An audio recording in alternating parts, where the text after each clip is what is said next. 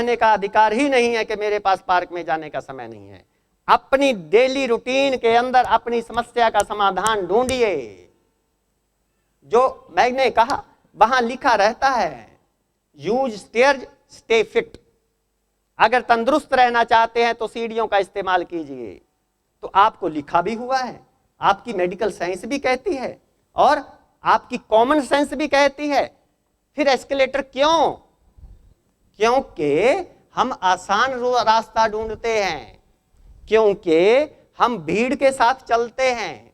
इस आंदोलन को बहुत तेजी से चलाने की जरूरत है। आज जब हमारे जैसे चंद व्यक्ति सीढ़ियों का इस्तेमाल कर रहे होते हैं, ये सोचने के लिए मजबूर हो जाते हैं कहीं मैं ही पागल ना हूं, मैं अकेला सीढ़ियों में और सारी जनता एस्केलेटर में, शायद मेरे दिमाग में कुछ फर्क हो। तो अच्छे रास्ते पे चलने वाले को इतनी दिक्कतें आती हैं। और इस विद्या का प्रचार कितना जरूरी है कि सीढ़ियों में चढ़ने वालों की गिनती ज्यादा हो जाए। इस आंदोलन में हमारे साथ कूदें तो हम अपने प्रयास में सफल हो सकते हैं। जो इस तरह की विचारधारा है कि ये उलझन है, आज क्या है, आज जो नेचुरल है, जो कुदरती है वो गैर कुदरती दिखाई दे रहा है, और जो गैर कुदरती है वो कुदरती दिखाई दे रहा है। मेहमान को चाय पिलाना कुदरती लगता है, सब कुछ रेडीमेड है, 1 मिनट में चाय तैयार। जूस निकालना, फल को काटना, खिलाना सब मुश्किल। फल काट देंगे, मेहमान थोड़ा सा खाएगा, बाकी फेंकना पड़ेगा। बिस्किट आगे रख देंगे, खाएगा खाएगा, नहीं खाएगा कोई बात नहीं। तो ये जो सब उल्टा पुल्टा हो रहा है, इसके बारे में अच्छे से समझना है। तो आज एक कहानी के माध्यम से मैं अपनी बात को, जो पहले प्रोग्रामों में नहीं आए उनके लिए और स्पष्ट करना चाहूंगा। बहुत ध्यान से सुन, प्लीज कंसंट्रेट। दिक्कत क्या आती है हमारे नेचर की ओर में?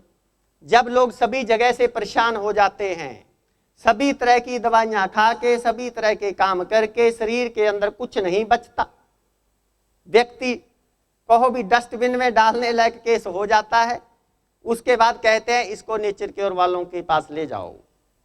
पहले करने की विद्या है ये, सब कुछ बिगड़ने के बाद नहीं। कैसे?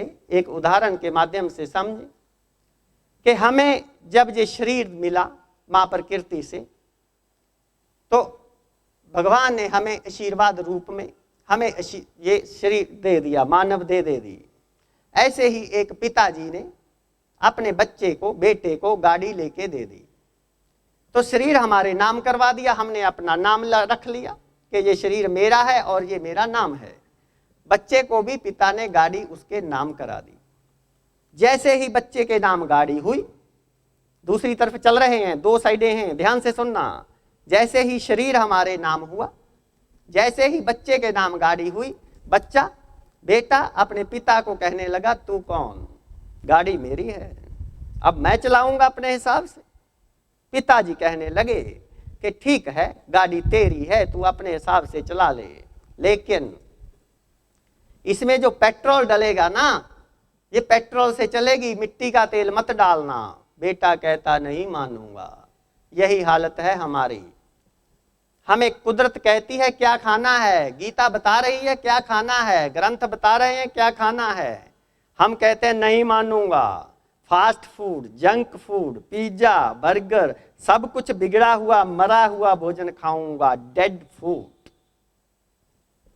पिताजी कहने लगे कि अच्छा, अगर तू पेट्रोल बढ़िया नहीं डालेगा, किसी का क्या लेगा, तेरा ही नुकसान होगा। लेकिन इतना ध्यान रखना कि इसका स्टीयरिंग ध्यान से पकड़ना, कहीं दूसरे पे चढ़ा देगा तो आपत्ति हो जाएगी। ठीक ऐसे ही राइट पोस्चर, जब भी बैठे सीधे बैठे। अगर हम राइट पोस्चर रखें, सही तरीके से बैठे, तो हम बहुत स्वस्थ रह सकते हैं, उससे भी लाभ ले सकते हैं।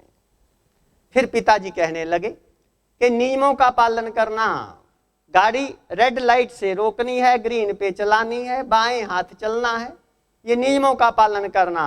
बेटा कहने लगा नहीं मानूंगा। पिताजी कहने लगे कि ये तो बहुत गलत बात है। ठीक ऐसे ही हमारे लिए नियम है इस शरीर के, कब खाना है, क्या खाना है, कैसे खाना है, कितना खाना है, और हम कहते हैं नहीं मानूंगा। हंसने की बात नहीं, हमारा उस बच्चे जैसा ही हाल है। फिर पिताजी कहने लगे कि ठीक है, तो इतनी गड़बड़ कर रहा है तो अगर कुछ और नहीं तो ब्रेक लगा लेना, बस ब्रेक को मत भूलना। बच्चा कहता नहीं मानूंगा। ठीक ऐसे ही अगर सारी परिस्थितियां आपके विपरीत हो जाएं, ठीक ऐसे ही हम कितने ही पढ़े लिखे हों, हमारी कितनियां ही डिग्रियां हों, अगर हम केवल अपने पेट के बारे में सोचते हैं, दूसरे के बारे में कुछ भी नहीं सोचते, तो हमारा दिमाग ही खराब है। ये बात शायद पल्ले नहीं पड़ेगी कि दिमाग खराब कैसा है। जैसे जब तक हम परिवार में रहते हैं, संयुक्त परिवार में, तो हम जो भी कार्य करते हैं, जो भी कमाई करते हैं, रुपया पैसा इकट्ठा करते हैं, सब पिताजी का होता है, एक परिवार का होता है। जब हम अलग हो जाते हैं, बेटा अलग हो गया, तो अलग होने के बाद जो भी आमदन होती है उस बेटे की होती है, और जो पिताजी हैं उनका आशीर्वाद फिर भी बेटे को होता है, फिर भी वो बेटे का बुरा नहीं सोचता। ठीक ऐसे ही ध्यान देना, जब हम केवल अपने बारे में सोच रहे हैं, दूसरे के बारे में कुछ नहीं सोच रहे, क्योंकि इसके पिता सारे संसार के एक हैं। हम केवल अपने पेट के बारे में, अपने बच्चों के बारे में, अपने परिवार के बारे में सोच रहे हैं, अपने समय का 10%, अपनी आमदन का 10%, 10% नहीं तो 2% कुछ भी खर्च करने को तैयार नहीं है, तो हम केवल अपने लिए सोचते हैं, तब तक हम उस पिता से अलग हैं। पिता का आशीर्वाद तो मिल रहा है, लेकिन वो बात नहीं होती जो संयुक्त परिवार में होती है। पिता के साथ वो अटैचमेंट नहीं होती जो संयुक्त परिवार में होती है अलग होने के बाद, हिसाब किताब अलग होने के बाद। जब बेटा कहता है पापा जी वहां आपके लिए दवाई लाया था, 1000 रुपया दे दो, वहां फीस खर्च हुई थी उसके पैसे दे दो, वो बात नहीं रहती। फिर पैसा चाहे बेटे के पास भी बहुत हो, चाहे बाप के पास भी बहुत हो, वो बात नहीं बनती अलग होने के बाद। जब तक हम केवल अपने बारे में सोच रहे हैं, वो बात नहीं बनती, हम परम पिता से अलग हैं। जिस दिन हम दूसरों के बारे में सोच लेना शुरू करेंगे, चाहे 10% करें चाहे 2% करें, गुरु कृपा से बोल रहा हूं, कहीं से पढ़ के लिख के नहीं बोल रहा, किसी संत से सुन के नहीं बोल रहा। जिस दिन हम दूसरों के बारे में सोचना शुरू करेंगे, थोड़ा समय और पैसा खर्च शुरू करेंगे, समझ लो आप संयुक्त परिवार में हो गए, उस पिता के साथ जुड़ गए। फिर उसकी कृपा कैसे बरसेगी शब्दों में बयान नहीं कर सकता, फिर उसकी कृपा शब्दों में बयान नहीं हो सकती। अरे जुड़ के देखो, उस परम पिता के साथ जुड़ के देखो। जुड़ने का एक ही तरीका है, ये मत सोच लेना मैं आंखें बंद के रख के ध्यान करता हूं, ये मत सोच लेना मैं जप करता हूं। वो ठीक है, करिए, लेकिन जब तक दूसरों को दूसरा समझेंगे, आपका ध्यान, आपकी माला आपके काम नहीं आएगी। तो जब बेटा परेशान हो गया सारी गलतियां करके, गाड़ी खटारा हो गई, तो फिर पिताजी को बोलता है, पिताजी गाड़ी तो खटारा हो गई, अब क्या करूं? पिताजी कहने लगे, मेरी बात तो वही है जो मैं पहले कही थी, जो पहले दिन कही थी वही बात है कि पेट्रोल शुद्ध डलवा, स्टीयरिंग सही पकड़, ब्रेक का ध्यान रख, नियमों का पालन कर, गाड़ी सही चलेगी। बेटा चलाने लग गया। चलाने के बाद कुछ दिनों के बाद आके बोला, पापा जी बहुत बढ़िया लग रहा है, अब कोई दिक्कत नहीं आती, गाड़ी ठीक चलती है, बस एक समस्या है। पिताजी कहने लगे, बताओ। कहने लगा, समस्या ये है कि ये गाड़ी ऐसे कितने दिन चलाऊं, और ये दोबारा पहले जैसी हो जाएगी क्या? अगर हो जाएगी हो जाएगी। पिताजी कहने लगे, ठीक ऐसे ही हमारे पास जब सभी जगह से निराश हो जाते हैं, डॉक्टर जवाब दे देते हैं, फिर लोग प्राकृतिक चिकित्सा वालों के पास आते हैं, फिर कुछ लाभ भी ले लेते हैं। लाभ लेने के बाद क्या सवाल करते हैं? वो बेटे वाला सवाल, लाभ लेने के बाद जो सवाल करते हैं ध्यान से सुनना। कोई शर्त होती नहीं प्यार में, मगर प्यार शर्तों पे तूने किया। शर्त रख दी कि कितने दिन करूं, लाभ तो मिल गया। कोई शर्त होती नहीं प्यार में, मगर प्यार शर्तों पे तूने किया। अगर कोई तुम्हारा हृदय तोड़ दे, तड़फता हुआ कोई तुम्हें छोड़ दे, तब तुम मेरे पास आना पिए। मेरा दर खुला है, खुला ही रहेगा। मेरा सर झुका है, झुका ही रहेगा। तुम्हारे लिए, तुम्हारे लिए, तुम्हारे लिए। मां प्रकृति हमें फिर भी सहायता करने के लिए तैयार है। ये मैं नहीं कहता, ये मां प्रकृति कहती है, हमारी अंदर की प्राण शक्ति कहती है, मैं तेरे को हर वक्त सहायता के लिए करने के लिए तैयार हूं, तू आ तो सही। इसके ऊपर कितने विश्वास की जरूरत है, ध्यान देना, कितने विश्वास की जरूरत है। हमें इतने विश्वास की जरूरत है इसके ऊपर। अगर हम गाड़ी बिल्कुल सही चला रहे हैं, बाएं हाथ पे चला रहे हैं, रेड लाइट पे रोक रहे हैं, इसके बावजूद एक्सीडेंट हो जाए तो अगले दिन पेट्रोल की जगह कुछ और डालेंगे? गाड़ी रेड लाइट पे रोकना बंद करेंगे? बाएं हाथ की जगह दाएं हाथ चलाएंगे? नहीं।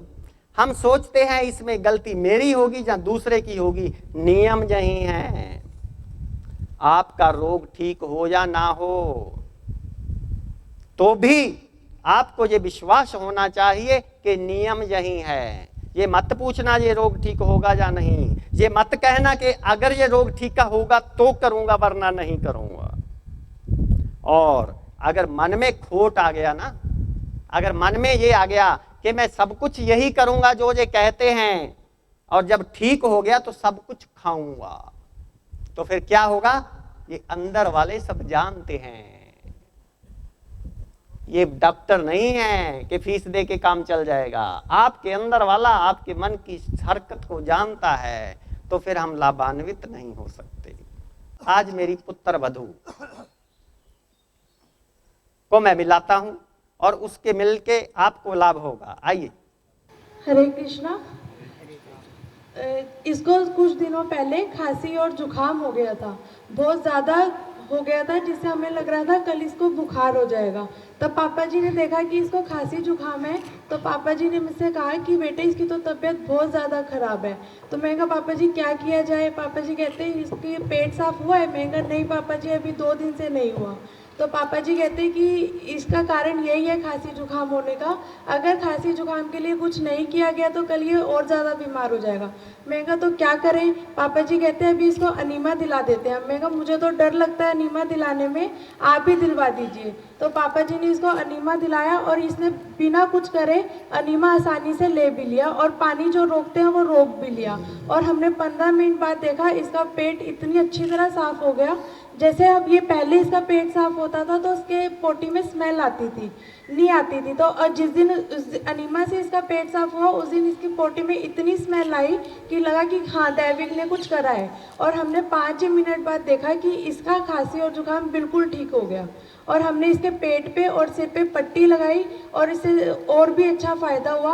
उस दिन के बाद से हम इसको, पहले भी हमने कभी कोई दवाई नहीं दी और ना बाद में दी, बस हम इसके पेट पे और सिर पे जब भी हमें कुछ लगता है हम पट्टी लगा देते हैं, और इसका पेट साफ नहीं होता तो हम इसको अनीमा दे देते हैं। Thank you. साहब जी मेरे वाली कैसे बनाते हो वो बताओ। क्या की सब्जी ले लेते हैं हम, उसको हम पहले अच्छी तरह मसल के धो लेंगे। उसके बाद छिलके सहित उसको काटना है। काटने के बाद नहीं धोना, क्योंकि अगर हम काटने के बाद धोएंगे तो उसके सारे विटामिन कैल्शियम चले जाएंगे। फिर उसको प्रेशर कुकर में लेके हल्का सा बिल्कुल नाम मात्र पानी, जिससे कि सब्जी जले ना, उसको थोड़ी सी हल्दी डाल के और एक हरा आंवला आता है उसको डाल के हम एक प्रेशर लगवा लेंगे। एक प्रेशर में घी आराम से बन जाती है और 2 मिनट सिम पे रख देंगे ताकि दूसरा प्रेशर आने से पहले बंद कर दें। और जब प्रेशर निकल जाएगा, कुकर खुल जाता है, तो हम उसमें कच्चा टमाटर और कच्चे नारियल की गिरी कद्दूकस करके डाल देते हैं। और उसको डालने के बाद हम गैस पे नहीं रखते उसको, बस वो ताज़ी बनाइए और ताज़ी खाइए। उसको कंपोजिट रोटी के साथ खानी है। Thank you. ये पुस्तकें हमारी, जैसे ये आपको बताया गया ना, मदर एंड चाइल्ड केयर, जैसे बच्चों की देखभाल कैसे करनी है पूरा नहीं बताया जा पाता जहाँ समय का अभाव होने से। मदर एंड चाइल्ड केयर, इसी तरीके से हड्डियों के रोगों के लिए अलग आर्थराइटिस की पुस्तक है, हाई ब्लड प्रेशर की